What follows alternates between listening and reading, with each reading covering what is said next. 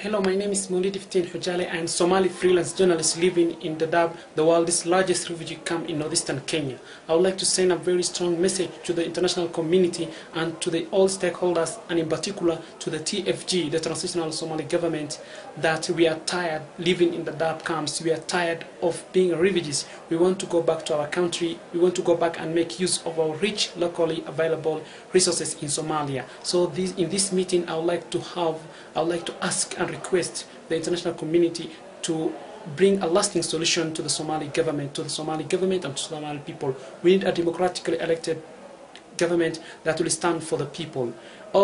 Many Somali viewers are taking it negatively, and some even say that it's all about interest, but I'd like to say that it's an opportunity for us to express ourselves, whatever the case is. And I'm also very much disappointed that not a single Somali refugee is ever invited in any international Somali peace conferences. And in this one, it would be great if we could go there as a youth and represent our feelings and views. We feel it's high time that we're given the chance to lead our country.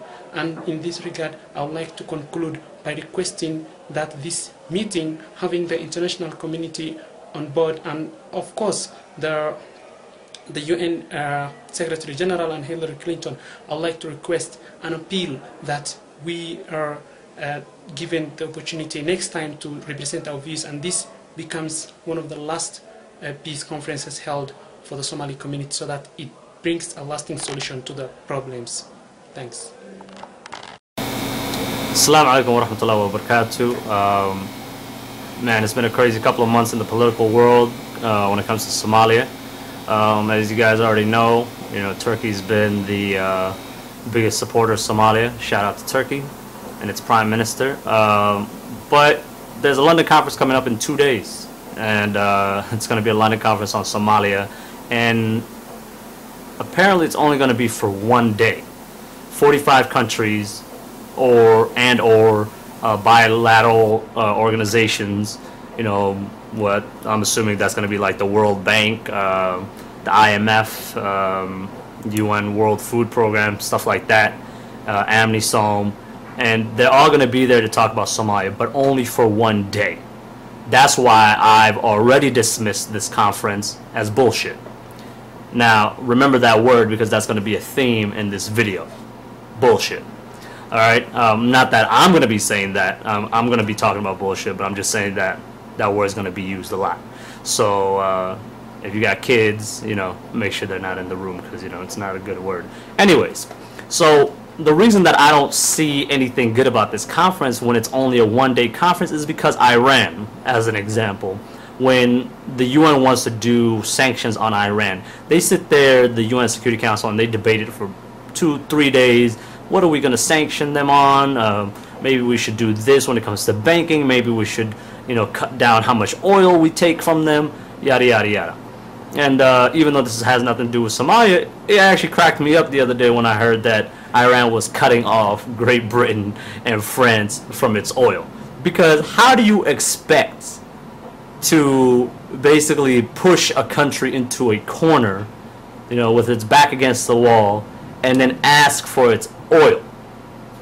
Like, do you really think everybody else in the world is idiots? Now, that brings us back to good old Great Britain, and in the case of Somalia.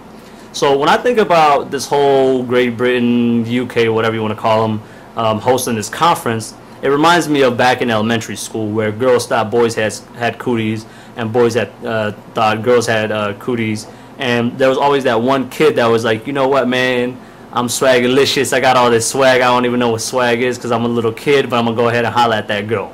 For all intents and purposes of this example, that girl is Somalian, and that boy with all that swag, that's Turkey.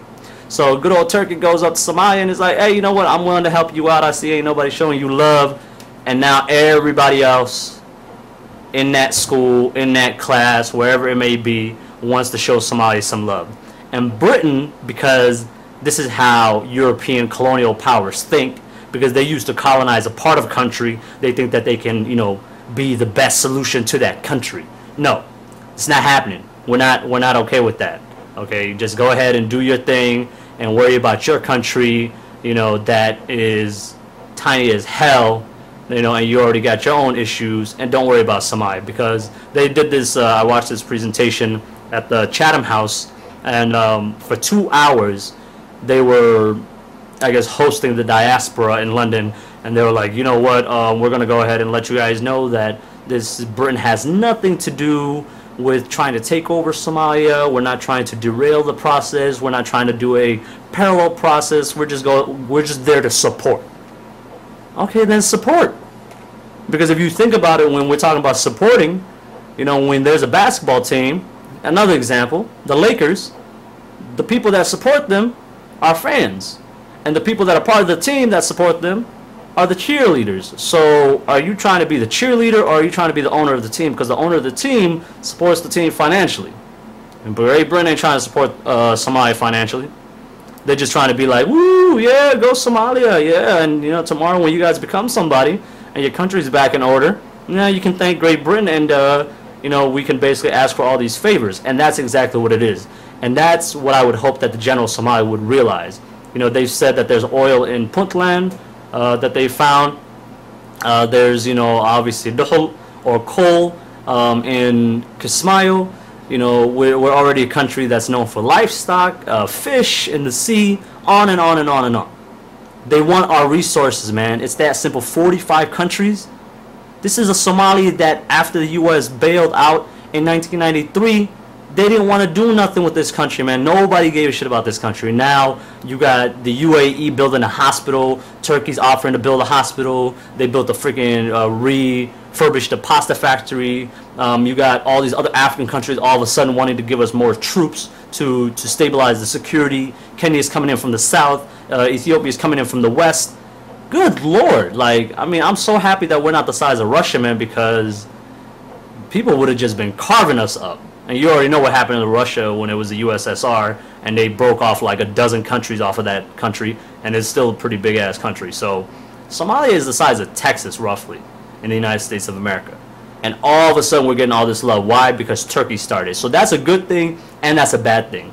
It's a bad thing because all these other players are not genuine. It's a good thing because I would hope that the average Somali, not just those that are saying that they're in government and they represent us, are going to realize that it's Turkey and everybody else. And when somebody wants to help you, you have to realize that they always want something in return, you know?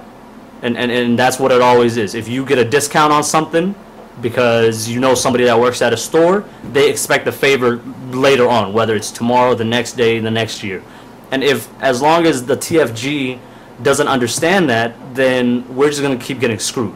So I'm already dismissing this London conference as bullshit, because they've invited Galmudug and Puntland and Jubaland. Somaliland invited itself to make it about them and how they can get recognized as only Somaliland would. And again, that's why it's going to be bullshit, because there's nothing that can be accomplished in one day. One day. I don't even think it's going to be one day in terms of 24 hours. It's going to be more like 9 hours. They're going to sit there, sip some tea. Hey, John. Hey, Jack. How you doing? Hey, it's Abdul Rashid. Hey, it's Prince Hebel Hebel. And then they're going to go on their merry way. And then they're going to do more conferences. There are going to be other conferences that are going to be extensions of this conference. You just watch and see. But again, shout out to Turkey, man. Britain, you're not genuine. You're on some bullshit. As long as you are sitting there and recognizing these other smaller states that just came out of nowhere. And they only came out of nowhere so that they could make money. People don't realize that. Galmudug? What is a Galmudug? Galgadud and Mudug. And they put it together. What is Somaliland? 5 goals, 5 regions that previously existed prior to the Civil War that they put together, and they're calling themselves a country. You know, Puntland is the only thing that's normal to me, because all they did was take Buddy and just basically change the name into Puntland. Okay? But they're the only ones that aren't trying to break away. Everybody else is like, oh, we want to make our own state, we want to do our own thing. Guess what? That could have happened without the Civil War happening. That's the thing that Somalis don't understand. You know, and all this, whether the average Somali realizes it or not, was started by Somaliland. Don't let anybody else tell you anything different. Because Somaliland was pissed off that they were treated as second-rate citizens by Siad Barre Ilawan Haris. The dude's been dead for, you know, well over a decade, going on almost 2 decades now. And it happens. You know, there's always people that are treated as second-rate citizens in a country. It's not right, but it happens. It happened in the United States of America to black people for centuries, you know, and they've only been equal to white people in the United States of America for less than 50 years, and they're making things happen. Everything that you can think of, the best, you know, Hollywood actors are black, the best basketball players are black, the best musicians are black, on and on and on. Heck, they even have a black president. But do you see any of them going, well, back in 1954, my granddaddy was, you know, whipped or he was lynched? It happened. You can't change the past. Why don't you take that and go ahead and try to fix the mistakes of the past and work towards the future? Because the only thing that I think is stopping Somalia from being a progressive and united Somalia is Somaliland. You know, that's all it is. I have nothing against Somaliland if it wants to keep the same flag and you know, transfer it to Waqooyi Galbeed and be like, oh, Waqooyi Galbeed is going to have this flag that used to belong to Somaliland and we're state government. There's 18 states in Somalia. Okay, and I think the highest profession in Somalia is politician. Everybody wants to be a damn politician. But 90% of them didn't come out of school for that. 90% of them didn't work for a government or an agency prior to acting like they were the best thing since sliced bread, or in our case, anjero and sokar or something, you know. But if you're from the north, then it would be what? Lahoh. What the heck is a lahoh? Anyways, but I'm just saying, there's 18 states. You can have a governor, lieutenant governor, mayor, councilman, on and on and on and on and on. Okay, there's thousands of governmental positions available if we would just use some common sense and take the United States of America as a blueprint on how we can peacefully divide Somalia into states and then districts and counties and townships and on and on and on and on. But this London conference is not going to talk about that. Why? Because non-Somalis are leading the charge. I'm okay with foreign intervention as long as it's dictated by Somalis. And the only positive that I see out of this conference is that Mahmoud Tarzan, the mayor of Mogadishu, has been invited to this conference because obviously his city that he's the mayor of is the city that is the central focus of this whole conference, and you know, when it comes to Somalia. And I'm hoping that he'll be, you know, he'll be one of the voices of reason that'll be there talking about stuff with all that other noise, Galmudug, Puntland, Khartoum, Somaliland, blah blah blah, when they're all sitting there gibbering, jabbering, doing the same thing that's been done for 20 years. So as usual, this is just my 2 cents, you know, because there's very few people that give their 2 cents. You know, there's nothing for me to worry about in terms of retaliation or criticism.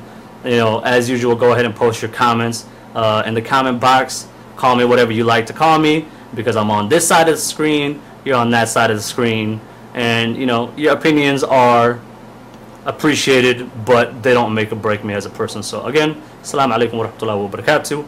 Have a great